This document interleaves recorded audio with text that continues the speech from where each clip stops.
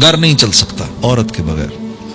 ہاں بڑے سے بڑا ترم خان اس کی بیوی اس سے ناراض ہو جائے اس کی زندگی حرام ہو جاتی ہے. بیوی کو ٹھیک رکھنا, سیدھا رکھنا, یہ ایک بہت بڑا آرٹ ہے.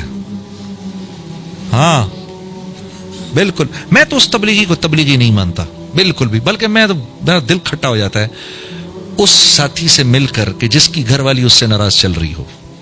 میں کہتا ہوں یار تو کیا آدمی ہے یار, ایک عورت نہیں سنبھلتی تیرے سے. ہاں کیوں, تو سارے عالم کا تو کیا کرے گا, تو کیا کرنے نکل رہا ہے باہر. ہاں ایک عورت سنبھل نہیں رہی ہو, تو سارے عالم کی فکر میں نکل رہا ہے.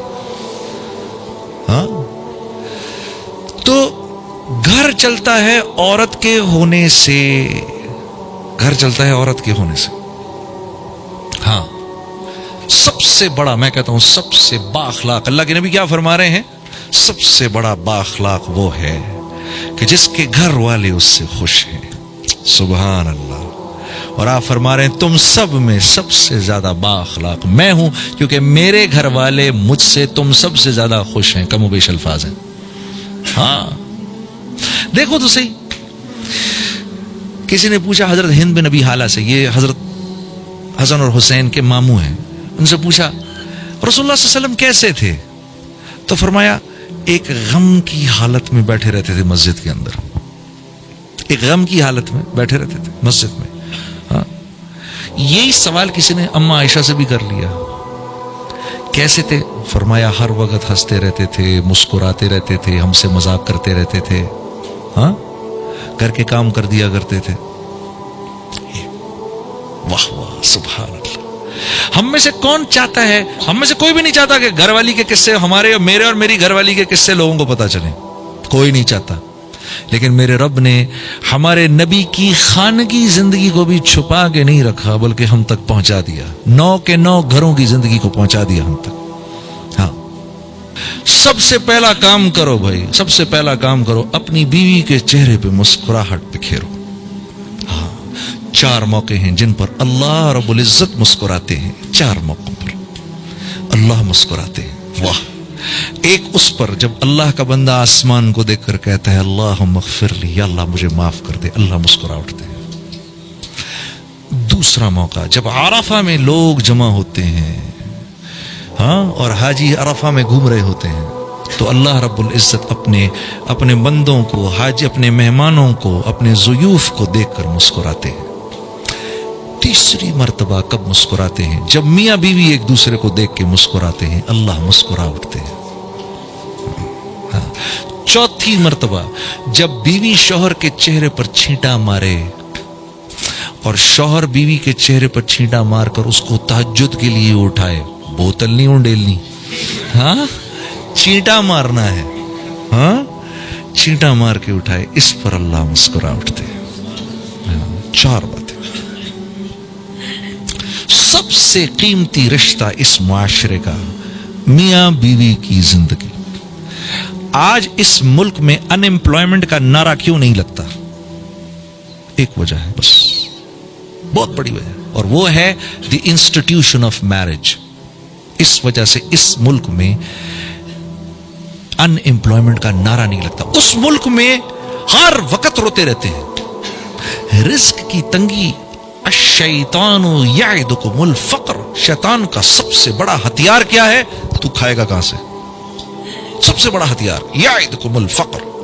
اور جب وہ انسان کو فقر کے خوف میں مبتلا کر دیتا ہے, تو اس کے بعد شیطان کے لیے انسان سے ہر قسم کی بے حیائی کروانا آسان ہو جاتا ہے. قرآن کہہ رہا ہے. تو وہاں کیا ہے, سب سے پہلے ان کو بچوں کو گھر سے باہر نکال دیتے ہیں. میاں بیوی کا تعلق اس بنیاد پہ ہے کہ تو بھی کام کر رہی ہے, میں بھی کام کر رہا ہوں, اس بنیاد پر. تب ہم بلز پے کریں گے. اگر تو نے مجھے چھوڑا, اگر تو نوکری سے گیا, تو بھائی سامان اٹھا کے گھر سے بھی نکل جانا, رشتہ ختم. تو رشتے کی بنیاد کیا ہے, پیسہ. پیسہ رشتے کی بنیاد ہے. جب تک دونوں نوکری پہ چل رہے ہیں, کیوں, ہر چیز تو سود سے خریدی ہوئی ہے, ہر چیز پر سود دے رہے ہیں, بال بال سود میں اٹکا ہوا ہے, ایک ایک چیز سود پر ہے, ایک ایک چیز سود پر ہے. یہاں کیوں بچے ہوئے ہیں ہم؟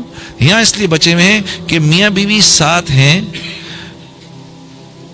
معاشرہ, اللہ, رسول سب کی بنیاد پر بیوی عورت مرد کو برداشت کر رہی, مرد بیوی کو برداشت کر رہا, بچے ہیں بچوں کی وجہ سے ساتھ ہیں, اور وجوہات کی وجہ سے, خاندان کی وجہ سے ساتھ ہیں, ساتھ چل رہے ہیں. اب جب بچے بڑے بھی ہو جاتے ہیں تو باپ کی دل سے یہ خواہش ہوتی ہے کہ مجھے چھوڑ کے نہ جائے, میرے ساتھ ہی رہے, جو جگہ گھر میں تھوڑی بہت جگہ ہے اس میں رہے, میرے ساتھ ہی رہے. چلو بھائی ابھی کام نہیں کر رہا, کر لے گا, 6 مہینے بعد مل جائے گی نوکری, چھوڑ کے نہ جائے مجھے. تو خاندان انٹیکٹ ہے. والد کی عمر بڑی ہو گئی, والدین کی عمر بڑی ہو گئی, اب بچے کی خواہش ہے میرے باپ نے میرے لیے اتنا کیا, میری ماں نے میرے لیے اتنا کیا, میرے دل کی خواہش ہے میں کچھ کر لوں ان کے لیے. اس لیول کا تو نہیں ہو سکتا جس لیول کا والدین نے کیا, وہ تو نہیں ہو سکتا. ہاں, ایک آدمی نے جا کے اللہ کے نبی سے عرض کی, یا رسول اللہ, جیسے میری ماں مجھ کو نہلاتی تھی, آج میں بھی اپنی ماں کو نہلا رہا ہوں, کیا میں نے وہ حق ادا کر دیا؟ کیا جواب دیا میرے نبی صلی اللہ علیہ وسلم نے؟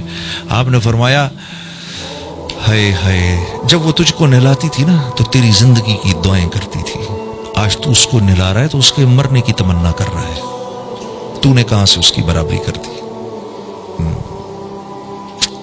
ہاں میرے دوستو, خوش قسمت ہیں وہ لوگ جن کے والدین ابھی تک زندہ ہیں, خوش قسمت ہیں وہ لوگ, خوش قسمت ہیں وہ لوگ جن کے والدین زندہ ہیں.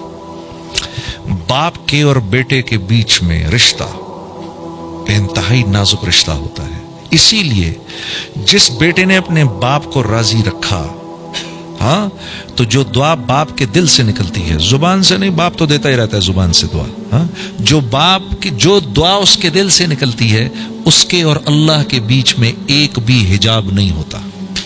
جو دعا باپ اپنے بیٹے کے لیے کرتا ہے, ماں کے لیے تو کرتے ہی ہیں, بیٹے تو ماں کے ہو ہی جاتے ہیں. عجیب, میں حیران ہوتا ہوں کہ ماں کے بارے میں نہیں فرمائی یہ بات, باپ کے بارے میں فرمائی.